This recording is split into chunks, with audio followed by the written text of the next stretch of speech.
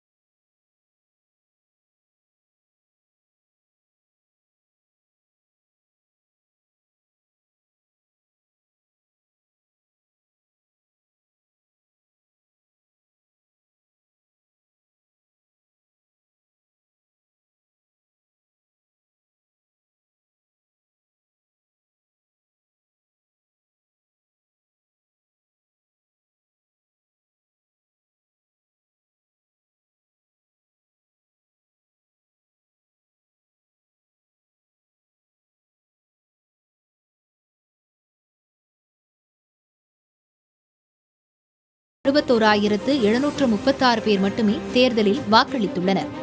ஆனால் மொத்தமுள்ள 3,90,23,651 ஆண் வாக்காளர்களில் 2,26,03,156 பேர் ஜனநாயக கடமையை நிறைவேற்றியுள்ளனர்.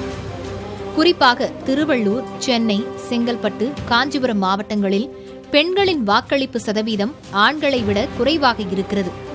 இதுவே பெண்கள் வாக்கு விகிதம் குறையவும் காரணமாக அமைந்திருக்கிறது. சென்னை மட்டுமென எடுத்துக்கொண்டால் கூட மொத்தமுள்ள 16 தொகுதிகளில் 15 தொகுதிகளில் பெண் வாக்காளர்களின் எண்ணிக்கை அதிகம். ஆனால் வாக்கு விகிதத்தை ஆய்வு செய்தால் 13 தொகுதிகளில் ஆண்களே திரளாக வந்து வாக்களித்திருக்கின்றனர். பெண்கள் மத்தியில் தேர்தலில் வாக்களிக்கும் ஆர்வம் குறைந்திருப்பது தேர்தல் முடிவுகளிலும் தாக்கத்தை ஏற்படுத்த வாய்ப்பிருக்கிறது. புதிய தலைமுறைக்காக செய்தியாளர் சிவகுமார்.